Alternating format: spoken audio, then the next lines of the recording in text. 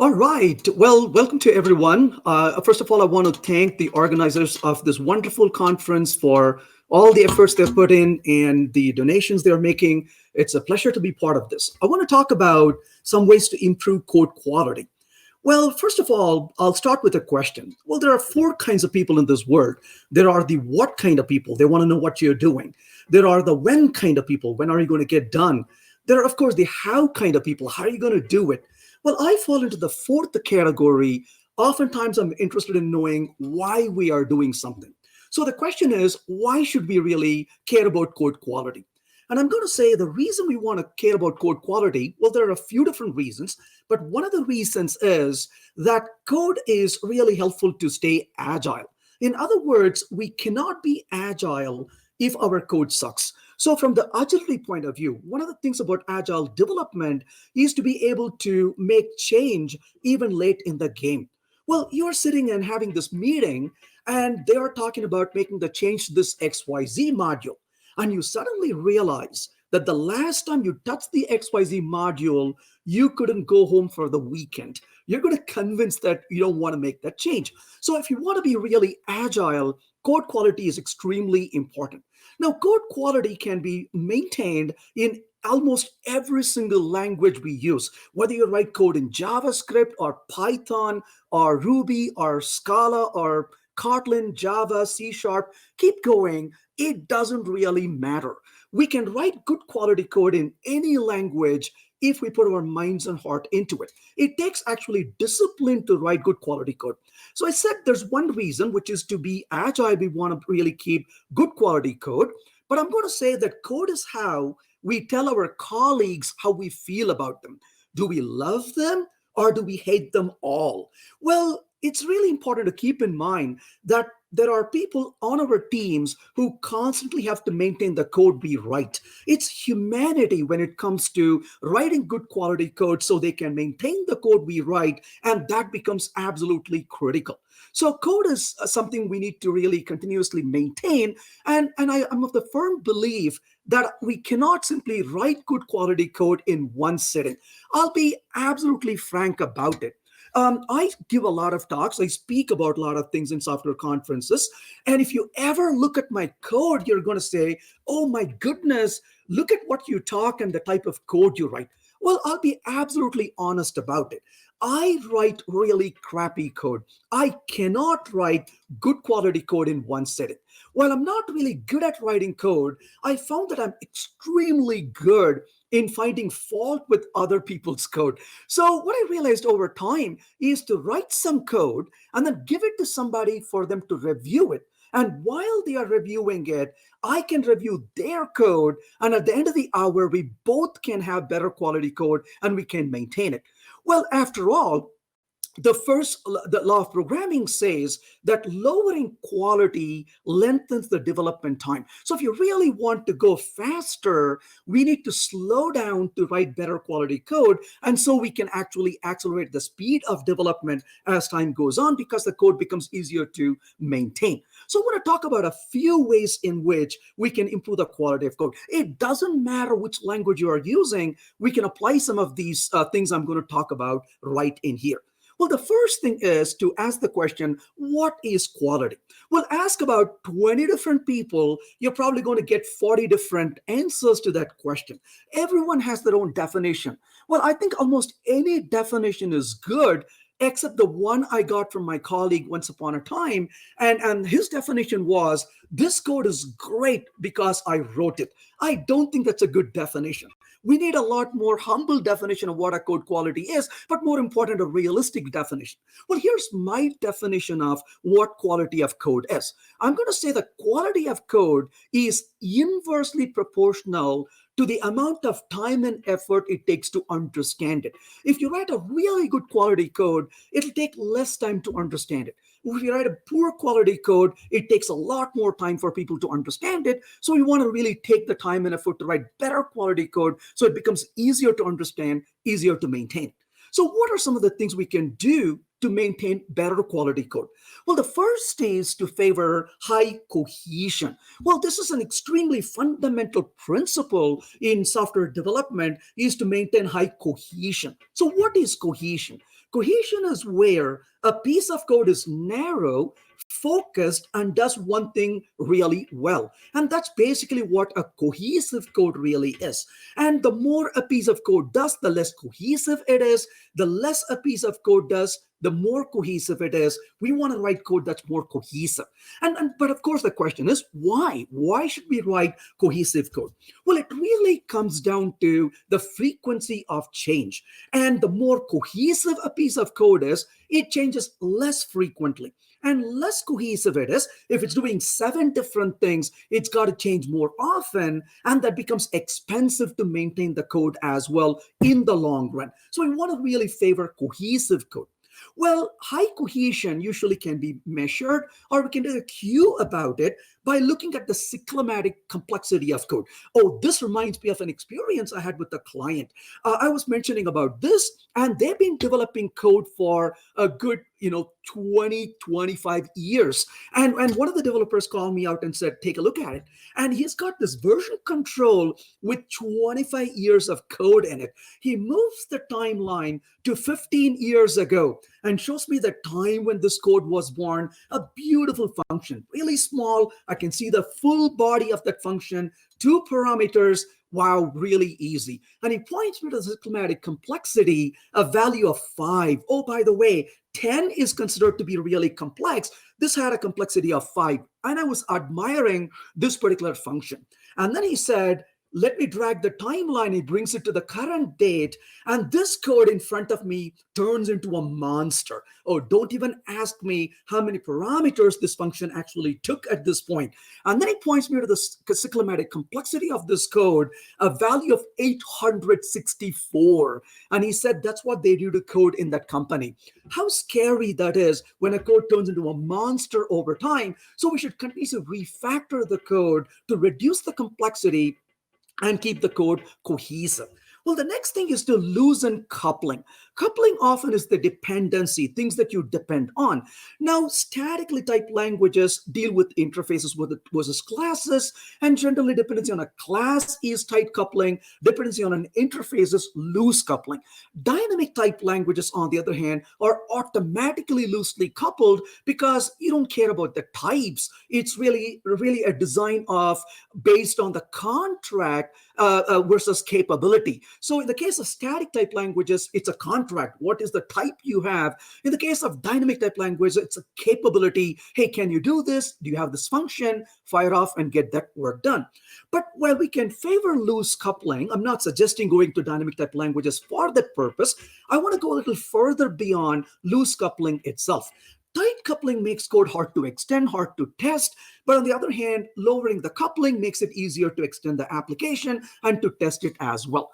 But what if we can eliminate coupling rather than loosening it? Now, that may appear strange, but I think we don't try hard enough most of the time. Most of the time, I fight what is called accidental coupling or incidental coupling than a required coupling. For example, if you were to have a class like this, for example, the one on the left side is talking to the one in the middle, and that's talking to a non-deterministic piece of code on the right side. Now, because that code is non-deterministic, we got to write stubs and marks for almost every test we write on the code in the middle. I'm going to say the more stubs and marks we use is a sign of poor design. Now, we can move this around a little bit, not quite elimination, but moving instead of removing is a good enough step. By recognizing that the code in the middle has 2 arguments actually, one that's given to it, but the other it fetches, let's turn that around. And what if we were to pass this data to this function, both of those? Well, then the code that was in the middle previously requires a lot less marking moving forward and becomes a lot more easier. In other words, it tends towards a pure function or a code with fewer side effects, and that becomes a lot easier to test it. Now, obvious question is, what about the one on the left side right now? Isn't that more complex to test? Well, it turns out that the interaction that has with the code in red is more coarse-grained compared to earlier, which was more fine-grained. So in general, by designing the system, we can lower and loosening coupling or even come to the point of moving the dependency quite a bit. Well, the third thing I want to talk about here is program with intention. Well, oftentimes we throw code together, hope it works, and becomes a nightmare to maintain it. I hope everyone will agree with the sentiment of this developer who wrote this little item. And this developer wrote this out of frustration, I would hope, assume, is said that when I wrote this code, only God and I understood what I was doing. And he goes on to say, now God only knows. Well, the point really is we all write code and we tend to really understand it while we are writing it. But what happens when we look at the code a little later? Well, one way to fix the problem is to program with intention. This is one of the reasons I'm a huge fan of Ken Beck's four rules of simple design. He talks about the rules that the code should pass the test all the time. It reveals intention. There are no duplication, the dry principle, and has the fewest elements. My favorite, it turns out to be the last one, having the fewest elements. I'm that guy on the team constantly asking the question, do we really need this? Can we reduce this? Can we have fewer interfaces, fewer classes, fewer lines of code? Not to make it cryptic, but to really eliminate things we don't really need. The Yagni principle. So reduce what we do. And this is another reason I favor writing automated tests, because writing tests often helps us to think about what we intend to do. And we put ourselves in the shoes of the person using the code, and that drives for a better design as well. Well, the next thing I want to talk about here is to prefer clear code over clever code. Well, let's be honest about it. Is there anyone ever who has written code has not done something really clever? But why do we write clever code? Well, because it makes us feel really good. That proverbial hand comes and gives us a pat in the back and says, oh, you're awesome. Look at the way you wrote code. And as a double bonus, the clever code we write is so awesome that the rest of the team cannot understand it. We feel even more proud about it. Well, unfortunately, that doesn't help us in the long run. I learned a hard lesson for this. I wrote a piece of code and was in production when the client said they want to make a certain change. I looked at it and said to myself, oh, that is beneath me. I'm going to not solve that problem. I'm going to solve the mother of all problems. And I wrote a very clever solution. A few weeks later, I got an email saying something has miserably failed in production. I responded, I will fix it. They said, oh, of course, we know you'll fix it because you're good. I said, no, I can fix it not because I'm good. It's because I caused the problem. I learned a really hard lesson that day. I reverted the code back and put the solution, the simple solution, and walked away. These days, when I write a piece of code, the minute I see it feels clever, I delete it and start over. I want to write clear code and not clever code. Well, a beautiful quote by Abelson and Sussman: program must be written for people to read and only incidentally for machines to execute. We read code a lot more than we write it. So this act of reading code is extremely important, and we should be working towards that and making it easily understandable, easily readable, keeping it simple. And I'm going to say 10% of the time, we write ugly code for performance reason. The other 90% of the time, we write ugly code just to be consistent with the rest of the code we write. Well, we should really strive to write simple code and better code. And I'm going to go to the extent of saying those who sacrifice code quality to get better performance may end up getting neither. And I see this quite often in development, is that we strive to really get better performance and throw really horrible code together, and we end up with neither performance nor good maintainable code, and becomes hard to improve the performance when we really need to. And another beautiful quote by Tony Hoare, he says there are two ways of constructing a software design. One is to make it so simple that there are obviously no deficiencies, and the other is to make it so complicated that there are no obvious deficiencies. So the code is so complex that we don't even know what's broken in it. Well, the next thing here is a bit of a surprise. It's what I call as Zinsser's principle on writing. I came across this beautiful book written about 30 years ago, still very relevant. Mr. Zinsser passed away a few years ago, but he left something remarkable, a beautiful book on writing nonfiction. And I love this book because it's made me better in not only writing English, but it's made me a lot better in writing code as well. Part of the reason is there are four principles this code talks about. Those not only make sense for writing good English, they make good sense for writing code as well. And the four principles outlined in this book are simplicity, clarity, brevity, and humanity. And after all, it turns out these are not just for writing good English, we use them in writing code as well every single day. I cannot recommend this book enough. I love this book, what I learned from it, not just for writing better English, but for writing code as well.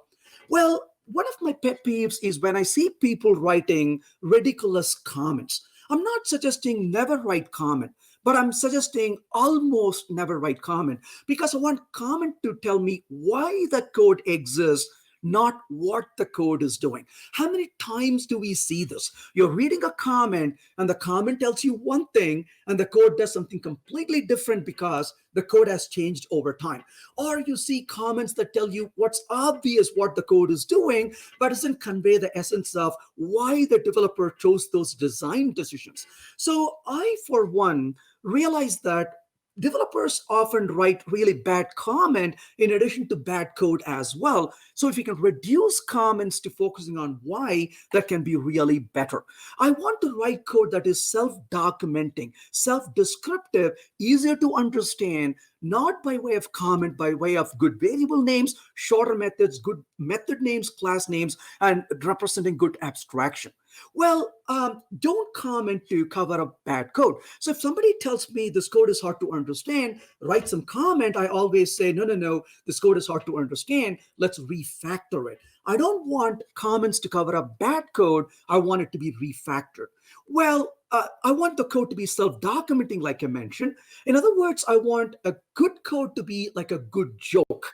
And commenting a piece of code is like trying to explain a bad joke. This is one of the rules I follow. You should never explain a joke. Just say it and walk away, and people should get it. If you don't have a joke that people get it, what do? Well, the worst thing is to start explaining it. It becomes a really long evening. Hey, let me explain my joke. And people look at you and say, what's funny about it? Let me re-explain it. It becomes really boring evening. Well, you say a joke, people don't get it, walk away, sit in a corner that evening, and think about why the joke failed, and refactor the joke and try it with a new set of people. That's exactly how I want the code to be, very easy to understand and grasp without these comments we would have to write otherwise. Well, this reminds me of an experience. I was at a conference in Washington, D.C., and before I went to speak at the conference, I wanted a shower, which I would assume you agree that it's a good thing. And when I stepped into the shower, I got so angry. Well, when you get angry these days, you don't shower, you tweet about it. I jumped out of the shower, grabbed my smartphone, and I tweeted. And this is the tweet I posted. And the tweet I posted was, looking at this particular shower, I posted saying, those who cannot design are condemned to document. I got intellectually insulted. And looking at this, I said to myself, why can't they design something I can readily use rather than telling me how to use it? How really pathetic that is. And this reminds me of poor quality code that we see every day. Rather than writing descriptive code, they've written comments around it instead. So in other words, why can't we just say, instead of saying order 3, why not say order coffee size dot large maybe, and that conveys the intent properly. So reserve the comments to telling why the code exists, not what the code is doing. So document code using well-chosen, meaningful names. Use comments to describe its purpose and constraints, but don't use comments as a substitute for good quality code. So I'm actually quite convinced about the usage of comments and reserve them for really telling us the purpose and not really telling us what the code is actually doing. Well, of course, avoid long methods. Long methods are a terrible idea. There are so many reasons why long methods are a bad idea. They're hard to test, first of all. They're hard to maintain. They're hard to understand. They're hard to debug. They're hard to reuse. And long methods lead to duplication of code as well. And the people who have to maintain long methods, they're not called programmers. They're called victims. We get victimized by long code. Now, obviously, as a good quality code, we should write small code, but it's not about the length of the code. For example, how long is long? If I tell you 1,000 lines, maybe all of us would say, yeah, 1,000 is too long for a function. What if I said 100? Maybe Java programmers are happy with it, maybe not Ruby programmers. My gosh, 100 is too big. What about 20 or 25? Maybe Ruby programmers okay with it, maybe not Clojure programmers. Well, you cannot bring two people into a room and have them agree on what a long function is. The other day, somebody tried to answer that and said, I'll tell you, he said, if you can fit all the code in one screen, then it's not too long. And the minute he said it, somebody asked, what's your font size? Well, we cannot agree on the length. It turns out it's not about the length of the function, it's about the SLAP principle. So what is SLAP? SLAP stands for single level of abstraction principle. So in other words, it's not the length of the code, it's the number of levels of abstraction. Every condition of if and else adds to a level of abstraction. For loops and nested loops, everything adds to levels of abstraction. A good code, a maintainable code, has one level of abstraction, and anything that's in another level of abstraction is in a separate function. Now, this also not only makes a function smaller, it doesn't let functions become too small as well, because the goal is not to chop them up by length, but focus on the levels of abstraction in general. So we can talk about the length of the methods and why it is really bad, but like to talk about the real objective here is the levels of abstraction. And of course, we cannot emphasize this enough. Giving good, meaningful names to variables, classes, methods are extremely important. I'm going to say a programmer is the one who can easily name their children, but has a really hard time naming their variables. How many times do you see functions with names like or variables with names like K, Z, W, P, Q? And the other day I wanted to pause what I was reading and I wanted to guess the next variable that the programmer would be using. At some point, I couldn't see a pattern. And I thought maybe this programmer was hijacked and is being held in a hostage situation and is only allowed to check in code, and maybe is checking in this pattern of the variable names, maybe will reveal the secret to where they were being held hostage. Well, I couldn't see any such pattern and the programmer was actually safe. But the point is, when we have variable names so confusing, it becomes really hard to understand the code. It's our professional responsibility to give really good names. This reminds me of an experience I had with the client. I was looking at their code and I saw this, and I asked them for permission to take a photo. They said yes, as long as they don't say who their name is. So here it is. Oh, what I wanted to photo was not this line of code, but what I saw right below it. A developer in production code had left this comment. It said, God help me, I have no idea what this means. Can you imagine having to go to work every day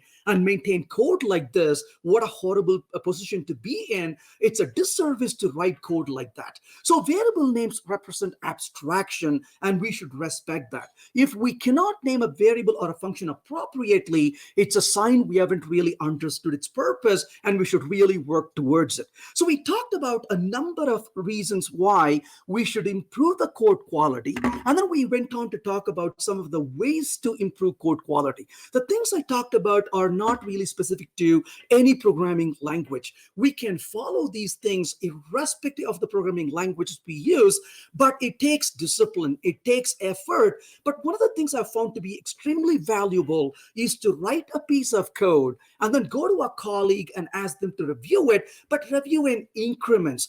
People often ask me, what's a good time to review the code? And I always tell them, if you need my blessing, come to me later. If you want my feedback so you can improve, come to me earlier. So incrementally, continuously reviewing the code is a great way for us to get that feedback. We are all smart people, but collectively, when we work with feedback, we can be smarter, even better as a team in general. And to me, that single one thing that's helped me a lot is to really get that feedback by way of reviews. There is no hierarchy in my teams. There's no senior versus junior. The code written by anybody gets reviewed by somebody else, and we do tactical code reviews. One person reviews it rather than the entire team review the work, and that can help us to improve the quality of code, and we can make it more maintainable. And I'm going to end by saying there's only one way I know to write readable code, and that is to have somebody else read it. Thanks for coming. Hope this was useful. Thank you very much for your time. Appreciate it.